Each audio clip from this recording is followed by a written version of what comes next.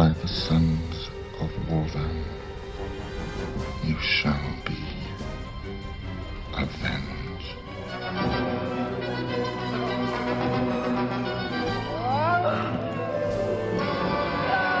Too big for his bed, nothing seems to fit.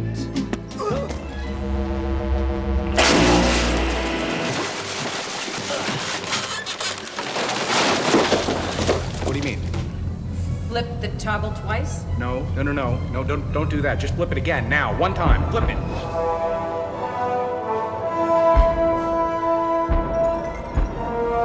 Roger. Huh? Request vector, over. What? Flight 209er clear for vector 324. We have clearance, Clarence. Roger, Roger. What's our vector, Victor? That never stops being fun. Yeah, you're to absolutely me. right.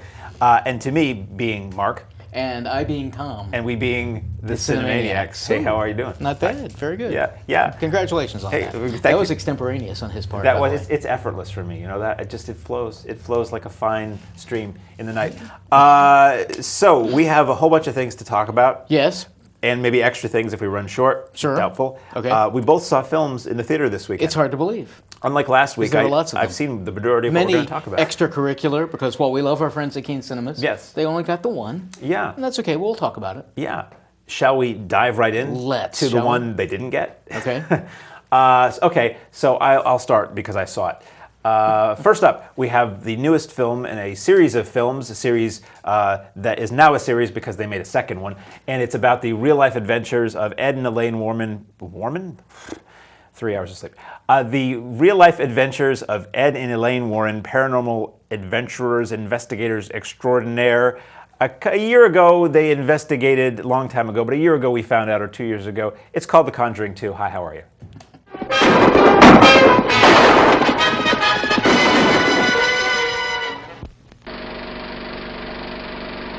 Ooh, stuff jumping out at you. Funny that we happened to be talking about The Exorcist while that clip was playing. What a coincidence that Yes. that might come up.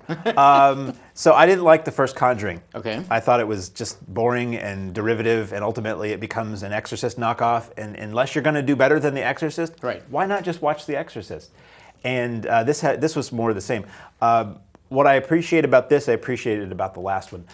It's set in the 70s, which is cool. It's kind of not the most accurate depiction of that era, if you live through it or know about it. But at the same time, it means you're taking cell phones and a lot of lame technology that clogs these kind of movies out of the picture.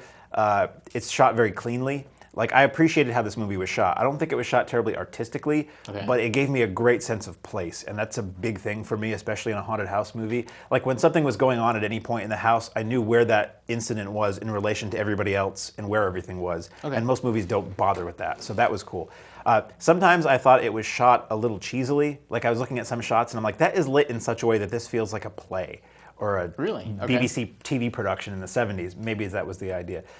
So you have Ed and Elaine Warren, our heroes from the first film, being called over to England to investigate for the Roman Catholic Church this haunting or possession incident to see if it's real. And if they report back to the church, then the church is going to step in with an exorcist and take care of business, but they don't want to step into a fraud. So it's a long time to get to that point in the movie. So you have the Warrens dealing with their lingering issues from dealing with the demon world and their loving marriage and all that kind of stuff.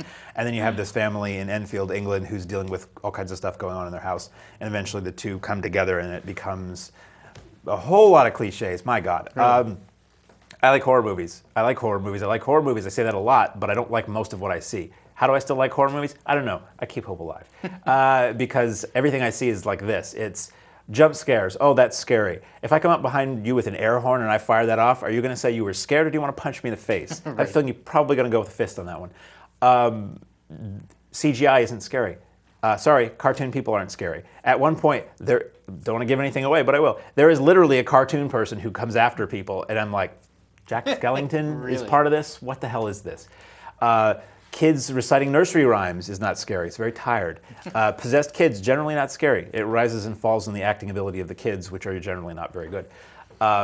This was just a series of, oh yeah, that thing. Oh yeah, where the kid's toy starts up after it's been turned off. Oh yeah, where somebody's looking for something and it's really, really, really quiet, and then something that's nothing startles them. Oh, it was just the calendar falling off the wall. Wow. Whew. and then they turn and there's something next to him in the frame. I anticipated like every scare except one that was just, again, a loud noise. And like I love to say, if I tickle you and you laugh, it's not because you thought it was funny, it's just your body reacting to something. So a loud noise does not mean this is a scary movie, it means your body works. You're not dead yet. So there's that, there's a musical number in this movie. Yeah, wow, yeah. Really? I'm like, he's not going to do that. Oh, he is going to do that. Oh, wow, that's really odd. Tries to be a touching moment, comes up. There's a lot of moments in this film where I'm like, where's riff tracks when you need them? Or with some sound effects, this would be really funny. I think people will probably enjoy this. I think if you like the first one, it's kind of more of the same. It devolves into an Exorcist kind of thing. It's got all the greatest hits from all the movies that I grew up watching. Apparently this filmmaker did too. It's just lame. It's just lame and silly, I thought. Now, as somebody who deals with paranormal investigation, I was really looking forward to seeing what you thought of this. Hopefully you'll get a chance to see it. I definitely want to, both because, I mean, you and I both like horror movies. Yeah. It's too bad that it's not scary. Because I kind of enjoyed the first one. It had scary moments. But what I did find from these, as opposed to the original Paranormal Activities, I sort of enjoyed those because, yeah, as you know, I used to be involved with TAPS and New England Paranormal, and we still have an investigative group. So I know a lot about, you know, supposedly I don't necessarily buy into all of it, but I know a lot about its history, a lot about the Enfield poltergeist issue, those kinds of things. And what I guess I was hoping for from this one, and it sounds like it's not at all that I like the two actors, first of all. Oh, yeah. And Ed and Lorraine Warren, rightfully so or not, I probably err on the not side, are just icons of the paranormal investigative world. And so I was looking forward to this either as a scary movie, which it sounds like it's not, or something that kind of tries to be, in a way, documentary and saying this is how they investigated in the 70s, this is what happened. And it sounds like that's not the case either. There's some of that in there. There's some of the method to the madness, but it's more interested in trotting out the same tropes is the word. The same things you've seen a million times, and if you've seen them a million times and you remember, you know where it's going to go. And so you just know to expect it. Who's the audience for this? Because I keep hearing us say that over the past couple of months. It's youths or people who don't retain what they've seen in movies. Right, yeah, and I think it must be youths because while it's still available, again, as you were watching the trailer, Mark and I were chatting about The Exorcist, and I just kind of mentioned, as my son's playing his video games, he multitasks by having movies on in the background, and he threw The Exorcist on because he just thinks it's funny. And some people feel that way. I don't get that. Right. I mean, I think it depends on if you're raised in a religious household or with those beliefs, whether you believe them or not. I still think it holds up as a really atmospheric film, and it doesn't have the jump out stuff. I mean, so many of the moments from that are, you know, you follow the character into the room, and it's a wide shot, and there's something really scary we're looking at. So it's unfortunate that filmmakers, like with The Conjuring and anymore with the Paranormal Activities, think that all you can do is scare them and startle them. But again, I haven't seen this. I probably will, and maybe we'll catch up on it. Yeah, if you do, check back in with us, will you? I'll do that. Speaking of checking back in with the sequel. Yes, we'll check back in another sequel coming our way because Michael Caine, Morgan Freeman, all sorts of guys are back. Those crazy old Four Horsemen magicians are back trying to do good, but there are do-badders out to try to stop them. In the sequel to Now You See Me, which is cleverly called Now You See Me Too.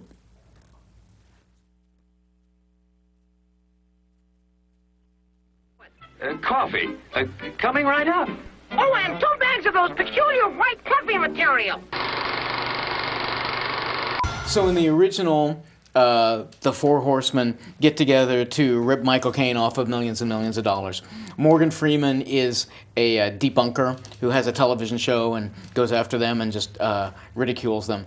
This one pretty much takes off. It takes up about a year later, so it's about real time, yeah. And we find the Four Horsemen at the end of the first movie. They'd found out about the Eye, which is this organization of magicians throughout the world that have always done good, and their secret society and all that kind of stuff. So they're really involved in all that stuff and finding out about the Eye and being involved with the Eye. we find out that their leader is an FBI agent who's trying to keep the FBI from finding out where they all are.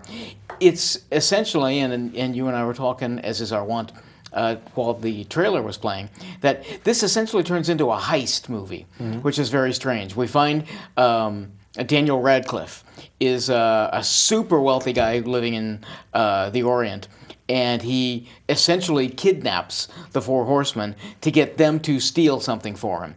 So it's got such a very different feel to it. It's a fresh concept. Yeah, exactly. It's not they try to make it a fresh concept, I guess.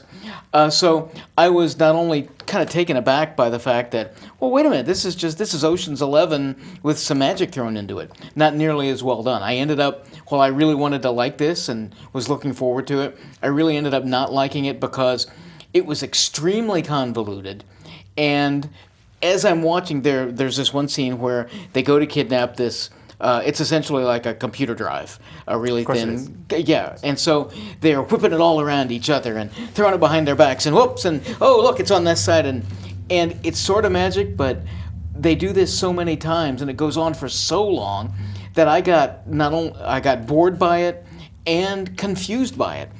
There were many moments where there are fight scenes, strangely enough. And what a surprise, I was thinking, oh, Mark's going to love this, because I couldn't tell what in the world was going on.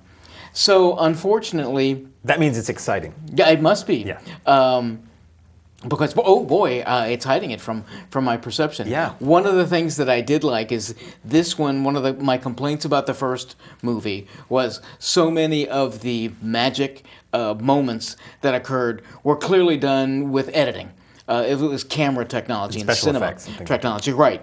And this one, a lot of them are on screen. They're actually going on as if you were watching them. Now, they're clearly special effects. When you have a character fall down and his whole body turns into water, I don't really think that happened. But at least it's on screen, and you're kind of feeling like the rest of the people who are there. So I appreciated that, but boy, this was complex and convoluted, overly so, and it felt like it was forcing too much at almost every moment they possibly could. Some quick sleight of hand and magic trick that ultimately, while I was looking forward to it, I was pretty disappointed in Now You See Me Too. Speaking of seeing things, yes, I saw a percentage of the next film we're going to discuss. Okay. Wonder why. Well, it's not the movie's Maybe fault. if you take how much you saw and how much I saw, you might have the this whole is going to movie. be an interesting conversation. So, up next, we have a film based on a popular long-running video game. Long-running in that it's been around a long time, and you may have to run to catch it. Doesn't make any sense. When you got this place, there's these big evil hulky things that want to attack other things, and there's fisticuffs, and there's warhammers, and there's battles and axes and wizards and warriors and you. What you have, my friend, is a world of Warcraft. Chicken wings and chicken wings too. Give me a wave if you like catfish. Jump up if it's your favorite dish. Hi, talking about trailers. How are you? Yeah, for a movie we probably never will cover. Or maybe we will. Who knows? Field trip. So Warcraft. I don't care about video games, so I didn't know anything. And I love them. See, well, so it's the McDLT. It's the hot side hot and the cold side cold over here. Right. So I knew that there was such a thing. I think I'd see the logo. Right. So I was anticipating hopefully the logo is going to show up in the movie. When I saw the original trailer for this, which we just played, I thought when the trailer started, I'm like, is this a Lord of the Rings spin-off movie? Because it's orcs and they're big evil things and whatever. And it really feels like a Lord of the Rings knockoff to me. Again, not knowing about the importance of the game and all that. Maybe gay gamers probably will enjoy this a lot, but for me, I just didn't care. It's these big CGI fake-looking floaty things that don't look like they exist in real life, alongside people, and they're coming through a portal to take over this other world. So it's the good guys fighting the bad guys, and there are wizards and people with glowing eyes. I like that part. Big fan of the people with the glowing eyes. And hammers and okay, honestly, I probably was awake for about as much of this as I slept through. I just was tired for some reason. I had a big Five Guys meal, and sometimes it puts me out. So I was struggling to stay awake through this. So this is based on my take of what I did see. And it's not the kind of movie that I like. So I don't really get into fantasy. I went online actually to read the synopsis of this film, so I got a better picture of what I might have missed in the story. And I was just laughing. It's like, Quiggoth climbs the mighty Feltelny and grabs the Vilkek so that the Pilliging will come back before the Gilling take the flank. And I'm like, oh. Or you could have said the guy climbs up the mountain to grab the sword and jump in the lake. But if you want to use a different word for everything, fine. So yeah, this wasn't my kind of movie. Decent-sized crowd, mostly males and young youths, like fathers and sons kind of things. During the laugh moments that I was awake for, I heard a good amount of laughter. I heard somebody saying as they left they thought it was pretty good. So I think the target audience, this is, I think, to me, a movie for kids. Yeah. There's nothing too gratuitous in the film. There's some bloodshed, but it's cartoon character bloodshed, basically, CGI. There is a moment where a horse is thrown in anger, and that was the highlight of the film for me. You do have live-action cast intermingled with this.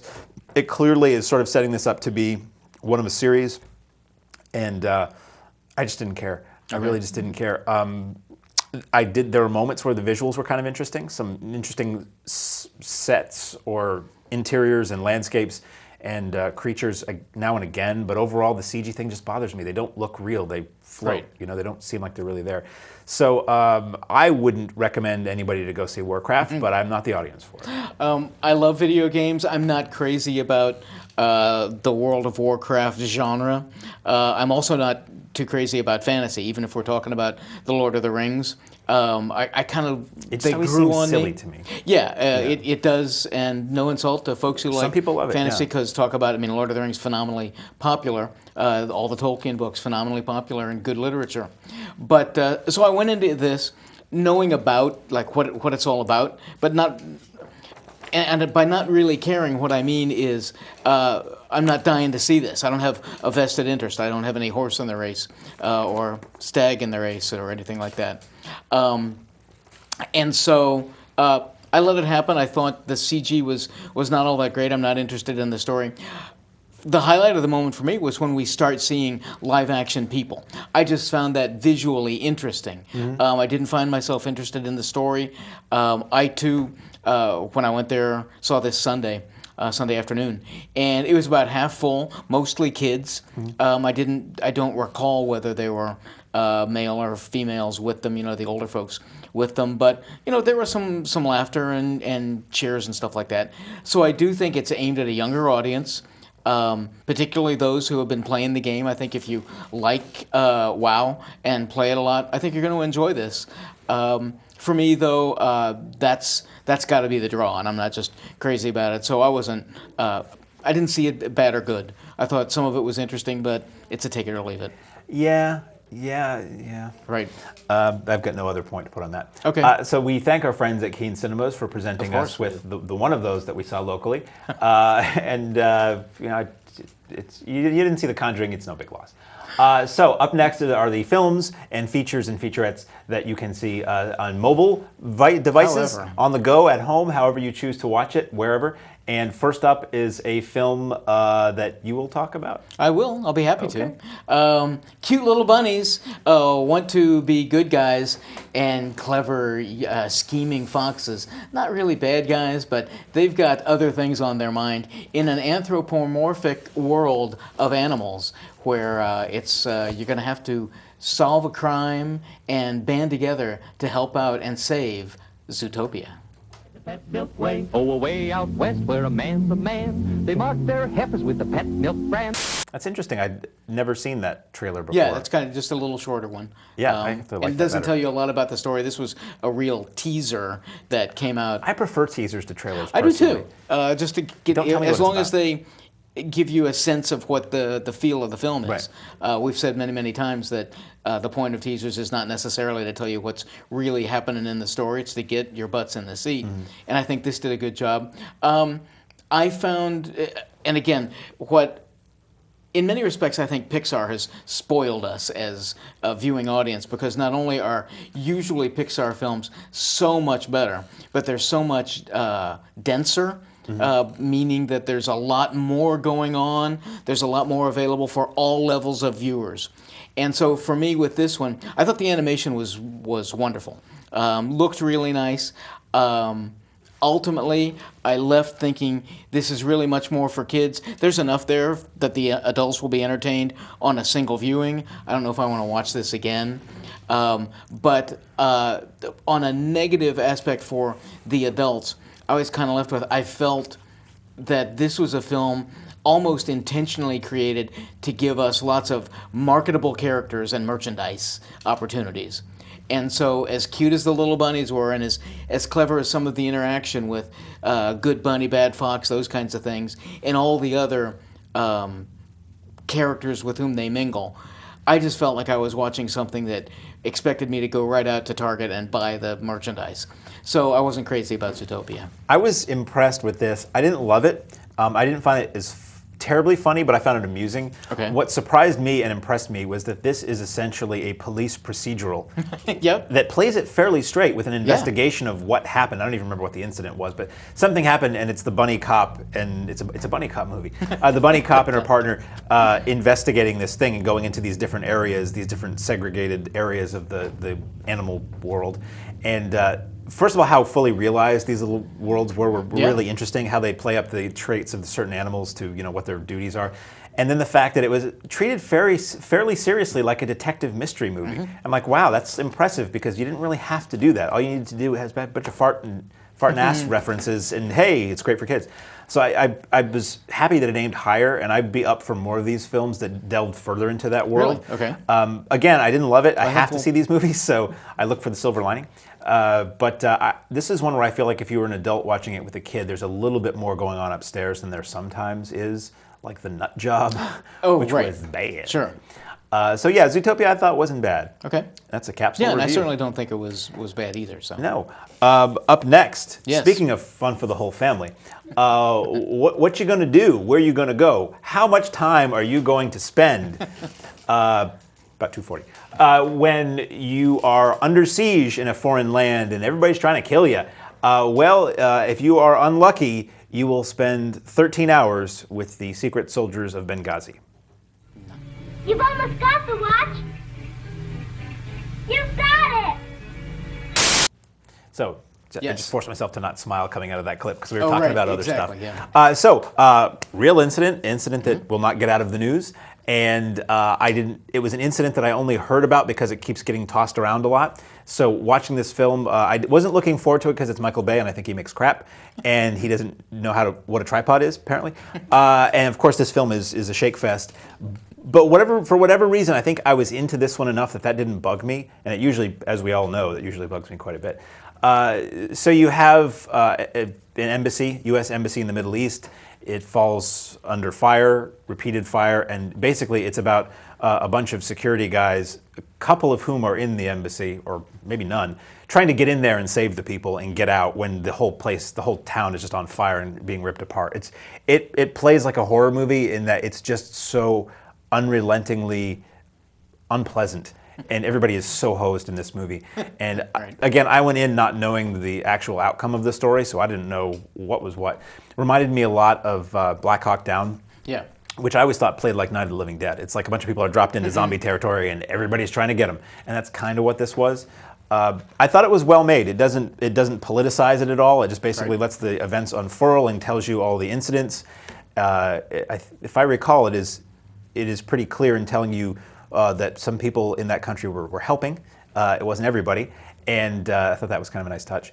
And I don't know, I thought it was pretty good for what it was. It was not pleasant. This is when you want to have a comedy queued up right after this one's over. Right, I had the same feeling about it. I thought it was well made. I don't have necessarily a negative or positive view of Michael Bay. When you say that, I think of stuff blowing up, and I like to see stuff blowing up. So what a surprise to see that he was involved in some military story.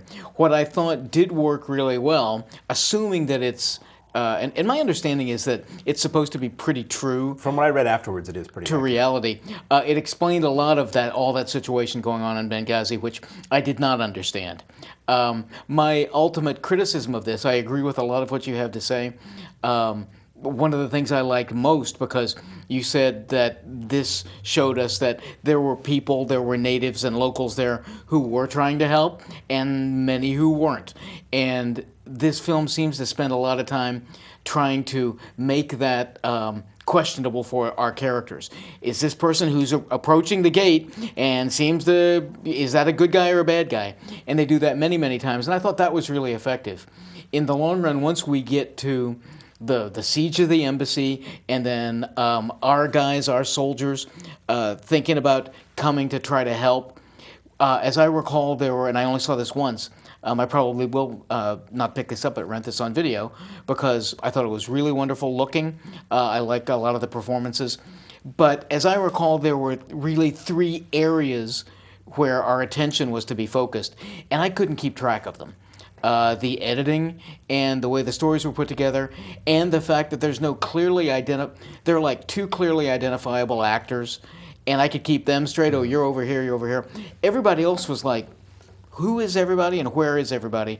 So I was left with a twofold feeling about this one. One, I think I understand this background, the story a little bit better. The specifics of it, I have no idea what happened. And so if you find it interesting, if you're liking war stories and lots of action and adventure, I think this would work out pretty well for you.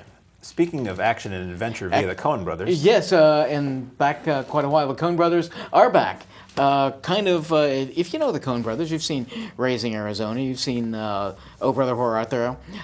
They tend to be a little tweaky, a little unusual, may be the case. We're back in the early days of Hollywood, Hollywood's big heyday, and we're going to follow a fixer, a guy who works in the industry, taking care of all of these highfalutin, high-maintenance stars, George Clooney being one of them.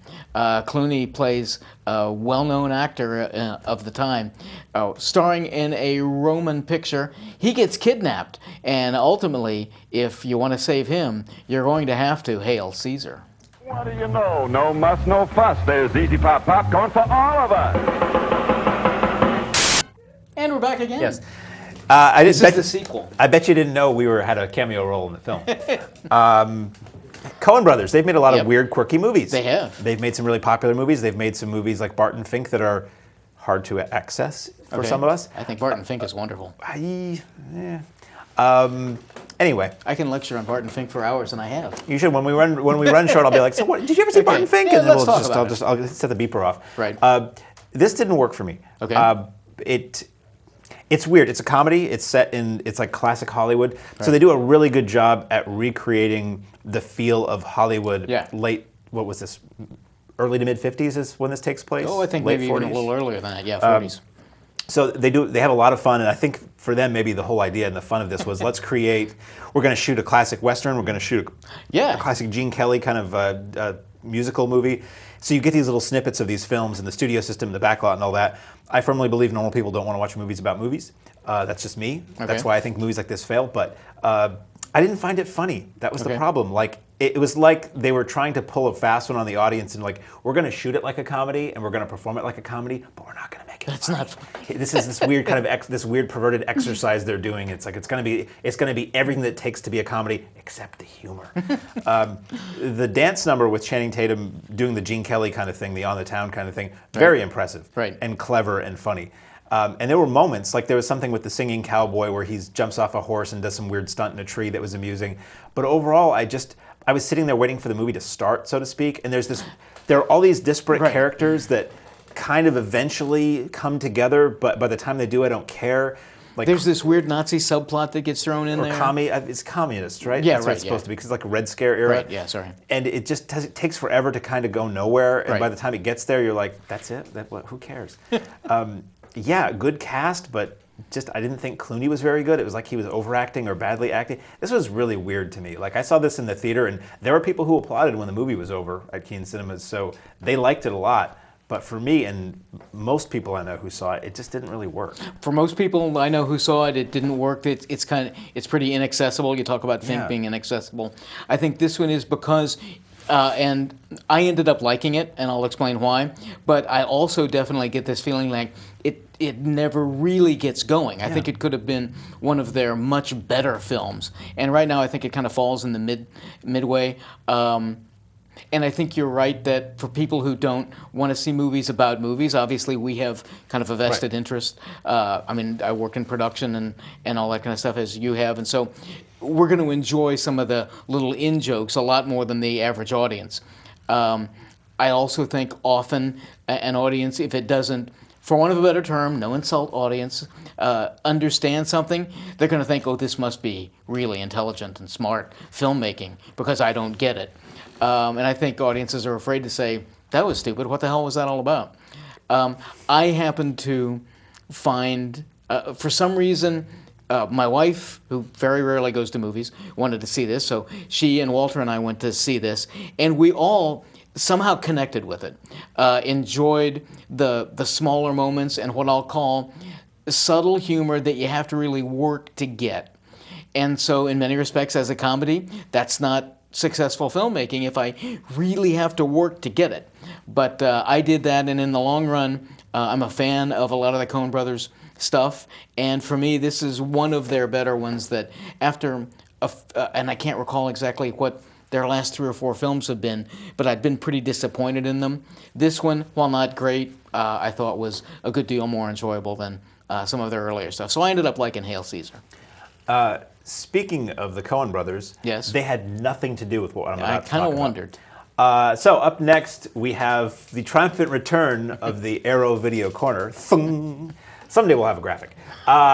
This is really interesting. This is so interesting, it's probably more interesting to talk about than it is to watch. But what we have here is a collection of 4 films that all grew out of the same film, and this collection is entitled The Complete Bloodbath. More effective relief of those ugly cold symptoms in so many ways.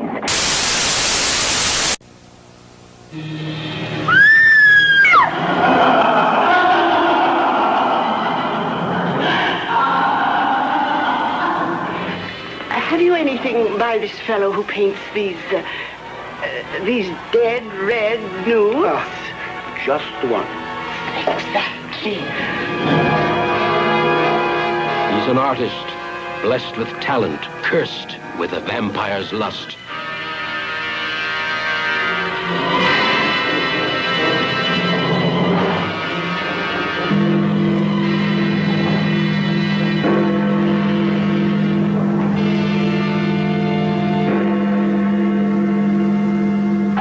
A young man reveling in the full powers of his manhood, but his passion for life is haunted by the vixen of death.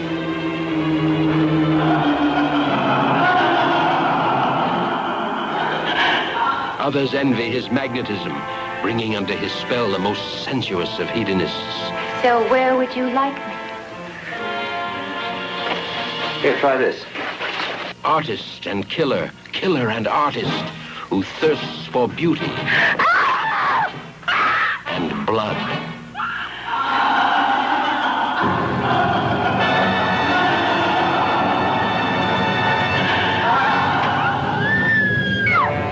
You come back to me just like I knew you would. To create death together.